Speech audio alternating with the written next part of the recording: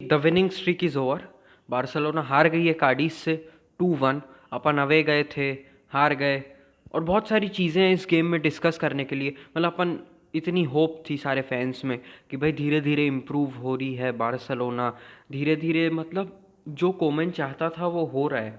But ये game ने सारी होप वापस गिरा दी है। वापस अपन जहाँ थे वहाँ के वहीं आ गए हैं। तो भाई देखते हैं क्या हुआ था पूरे गेम में, अच्छे से करते हैं बाइसेक्ट और फिर देखते हैं। तो भाई सबसे पहले फॉर्मेशन जो था थोड़ा ऑफ लगा था मेरे को।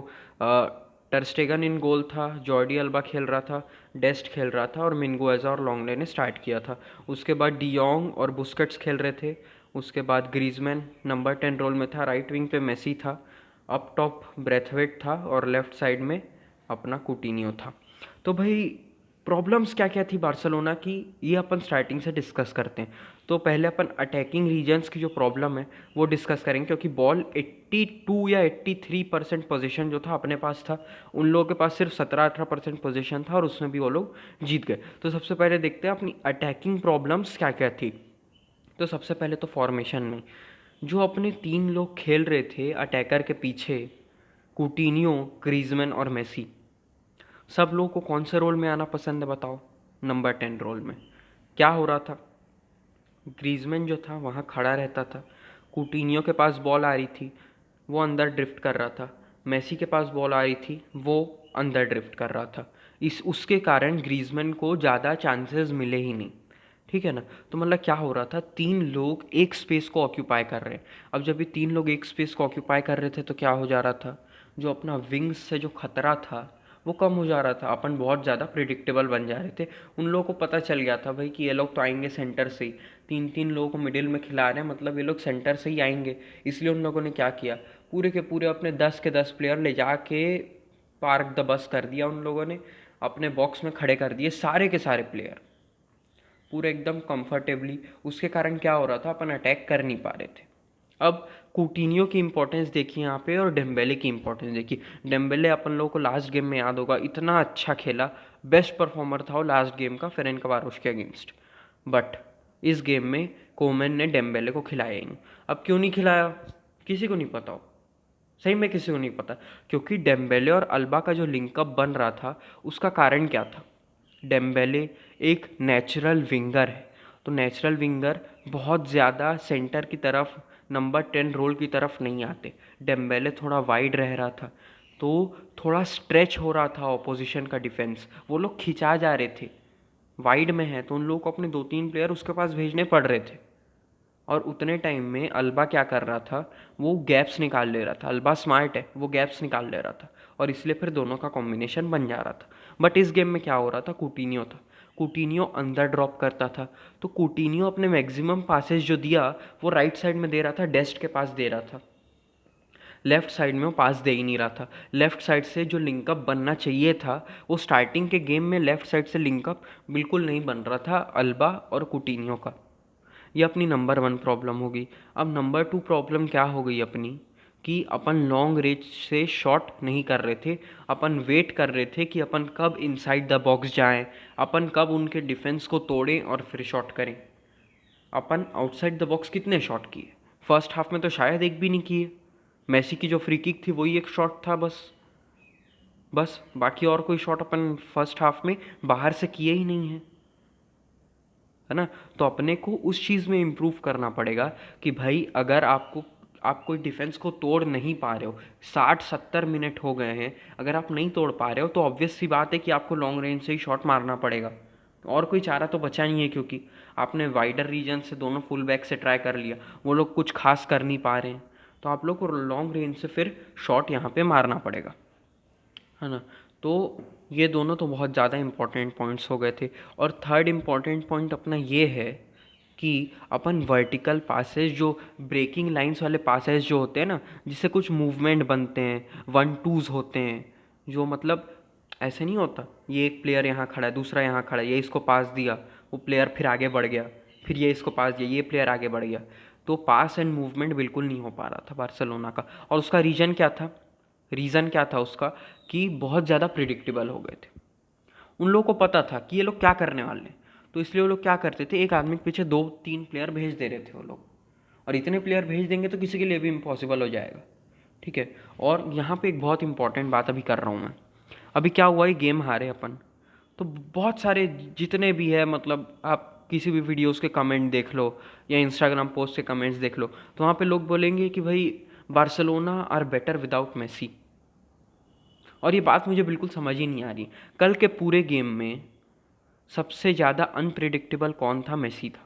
2-3 ही चांस बनाए उसने, मान रहा हूँ मैं, उसका बेस्ट परफॉर्मेंस नहीं था, आई एक्सेप्ट इट, बट वही अकेला ऐसा प्लेयर था जो ट्राई कर रहा था, जो थोड़ा कम से कम कुछ विजन था उसके पास। जो फर्स्ट गोल अपना आया, मतलब फर्स्ट क्या, एक ही गोल आया अपना, तो वो जो गोल आया, वो जो अल्बा का जो अल्बा जो आगे बढ़ा था, उस मूवमेंट में सबसे बड़ा हाथ मेसी का था। देख लो आप, एकदम अच्छे से देख लो, रिप्ले देख लो पूरा। तो भाई मेसी ही था जो थोड़ा बहुत ट्राई कर रहा था, डेस्ट से कभी कभार लिंकअप कर रहा था मेसी, थोड़ा लिंकअप कर रहा था। बाकी बताओ कुटिन्यो ने क्या किया है पूरे गेम में? ग्रीजमैन ने क्या किया है पूरे गेम में? कुछ किया है? कुछ नहीं किया। ब्रैथवेट ने क्या किया है पूरे गेम में? कुछ नहीं किया इन लोगों ने, कुछ किया ही नहीं है उन लोगों ने। और ब्रैथवेट की जो टैक्टिक थी, जो अभी तक अपन यूज़ कर रहे थे, कि वो 2 लोगों को पुश करके रखता था, वो इस गेम में काम क्यों नहीं आई? अभी तक तो काम आ रही थी, इस गेम में काम क्यों नहीं आई? वो काम इसलिए नहीं आई क्योंकि उन लोगों को पता था कि भाई ये अपने को पुश करेगा और बीच में स्पेसेस बनाएंगे। तो उन लोगों ने क्या किया, बना लो भैया स्पेसेस, कितने स्पेस बनाओगे तुम, और 10 के 10 प्लेयर उन लोगों ने पीछे खड़े कर दिए और काम किया वो। बहुत लोग बोलते हैं कि भाई ये ओरिजिनल फुटबॉल नहीं है, ये प्योर फुटबॉल नहीं है। क्यों नहीं है भाई? ये टैक्टिक नहीं है क्या? एक जीतना है भाई, जीतने के लिए कुछ भी कर सकते हो तुम, इलीगल तो है नहीं। क्या कर रहे हैं? सबकी अलग अलग टेक्निक होती है। जोसे मोरिन्यो ने पूरा अपना ज़िंदगी वैसे निकाल दिया है यार, अजीब बात करते हो। तो पूरा फॉल्ट बार्सिलोना का ही था। अटैकिंग रीजन्स में 20 शॉट्स अपने थे, 7 या 8 ऑन टारगेट थे, अच्छे से याद नहीं है मेरे को, बट एक भी शॉट ऐसा डिसाइसिव शॉट कोई नहीं था जो मतलब एकदम एकदम ही ज़्यादा अमेजिंग सेव हो गया। बस जो फ्री किक जो थी मेसी की, वही था। बाकी मेसी ने 3-4-5 बार और शॉट करने का ट्राई किया, हर बार उसने रोक लिया, हालांकि ईजी शॉट्स थे। अब अपन बात करते हैं अपनी मिडफील्ड की। अपने मिडफील्ड में खेल रहे थे फर्स्ट हाफ में फ्रेंकी डियोंग और सर्जियो बुस्केट्स, है ना। तो भाई ये अपने को पता है, अपन पिछले साल देखे हैं इसको, पूरा देखे हैं कि भाई फ्रेंकी डियोंग और सर्जियो बुस्केट्स साथ में नहीं खेल सकते। बुस्केट्स ठीक था, ठीक था, बट अब वो एक वर्क हॉर्स नहीं रहा है।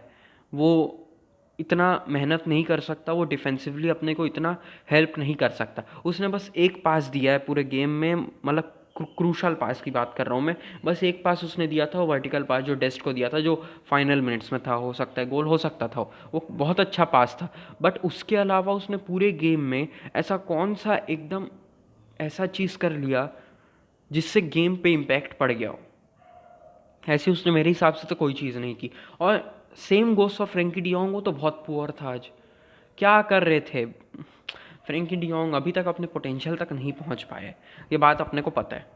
सब बारसा फैंस को, जो बारसा का मैच देखते हैं, उन लोगों को ये बात पता है कि भाई फ्रेंकी डियोंग अपने पोटेंशियल पे नहीं पहुंच पाया। और उसका कारण क्या है मेरे को सही में समझ नहीं आ रहा है। पिछले साल मान लिया कि वो भाई अपने प्रिफर्ड पोजीशन में नहीं खेल रहा था, सेंटर मिड में खेल रहा था, और डिफेंसिव मिड में नहीं खेल रहा था, बट इस साल तो डिफेंसिव मिड में खेल रहा है। उसके बाद भी वो इम्प्रेस क्यों नहीं कर पा रहा है? उसका कोई रीज़न, कारण मेरे को तो समझ नहीं आ रहा है। और फिर अब सेकेंड हाफ में क्या हो गया था कि फ्रेंकी डियोंग को फिर डिफेंस में भेज दिए थे, तो भाई फिर तो वहाँ तो नहीं चलता। ये बात मैं कितनी बार बोल चुका हूँ पता नहीं, ठीक है। हाँ, तो मिडफील्ड की भी बात होगी, अब अपन अपने डिफेंस की बात कर लेते हैं। सबसे इंपॉर्टेंट पार्ट है अपना डिफेंस की बात कर लेते हैं अपन।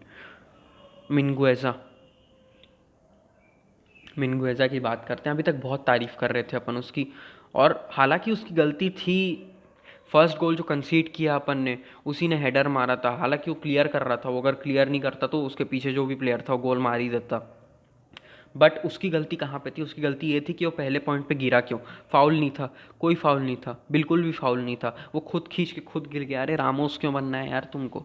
अपने पास थोड़ी रेफरी है जो अपने फेवर में आ जाएगा डिसीजन।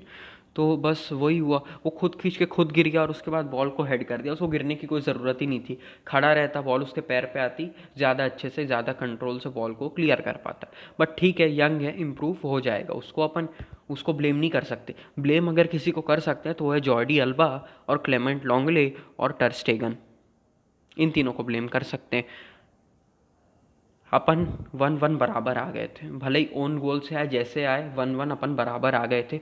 एटलीस्ट एक पॉइंट अपन लेके जा सकते थे। बट जॉर्डी अल्बा ने इतना घटिया, इतना वाहियात थ्रो दिया क्लेमेंट लॉन्गले को, और ऊपर से लॉन्गले भी उसको कंट्रोल नहीं कर पाया।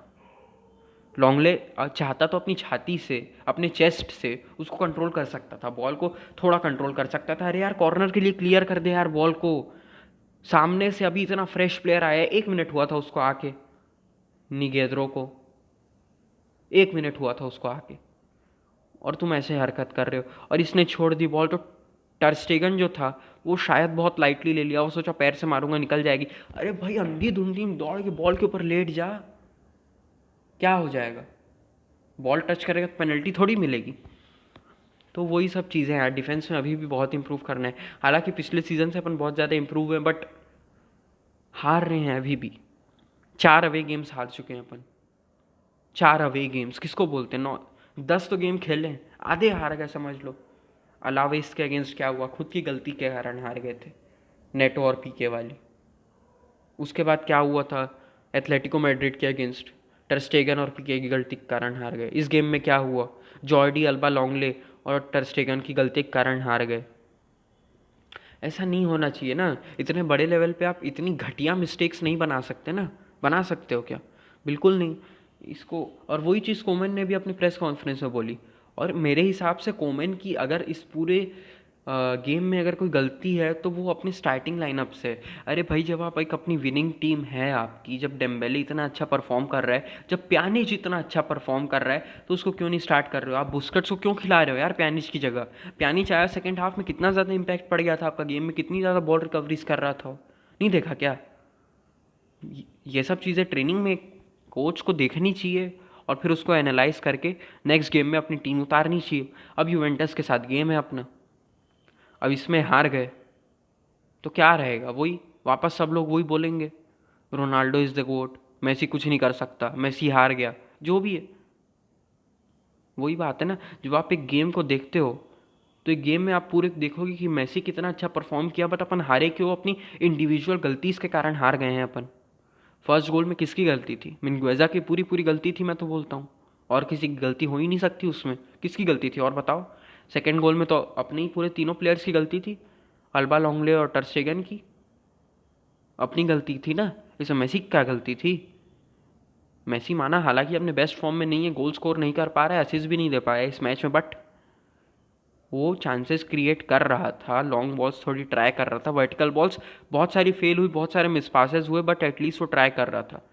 अगले गेम में अगर मेरे को टीम उतारनी होगी तो मैं तो एक फ्रेश टीम उतारूंगा यूसीएल में।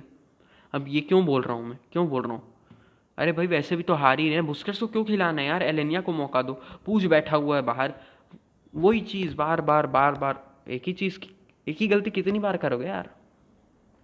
बस वही है, काफ़ी जगह पे अभी भी इम्प्रूव करना है। और पार्क द बस को तोड़ो यार कुछ करके, क्या करके तोड़ सकते हैं इसको? ज़्यादा विंगर्स खिलाएंगे बस, एक ही ऑप्शन है, जितने ज़्यादा विंगर्स खिलाएंगे उतने ज़्यादा स्ट्रेच होंगे, और फिर मिडिल रीजन से अपना जगह बन जाएगी, और वहाँ से फिर शूट कर सकते हैं। लॉन्ग रेंज शूट करना सीखो, उसकी प्रैक्टिस करनी पड़ेगी, ये सब चीज़ें करनी पड़ेंगी, तभी अपन ला लीगा में थोड़ा टॉप 4 में आ पाएंगे। 3 पॉइंट ऊपर है अपन रेलीगेशन से, सोच सकते हो 33 ईयर्स से वर्स्ट परफॉर्मेंस है बार्सिलोना का, 33 ईयर्स, 88 वगैरह, जब योहान क्राइफ आया था। बस फिर वही है, अब बस इतना ही है। कुछ पॉजिटिव साइंस इस गेम में, एक भी पॉजिटिव साइन नहीं दिखा यार मेरे को तो पूरे गेम में, कोई पॉजिटिव साइन नहीं दिखा। क्या पॉजिटिव साइन था? पोजेशन 83%, वो तो वो लोग दिए अपने को, उनका कोच तो बोला भी, गेम के पहले ही बोल दिया था हम तो पार्क तो बस करेंगे, कर लो जो करना है। अपन कुछ नहीं कर पाए, हार गए। अगला गेम जीतेंगे तो अच्छा है, नहीं तो फिर कोमेन को टर्न अराउंड करना पड़ेगा चीज़ों को, क्योंकि 24 जनवरी को इलेक्शन है। समझ जाओ।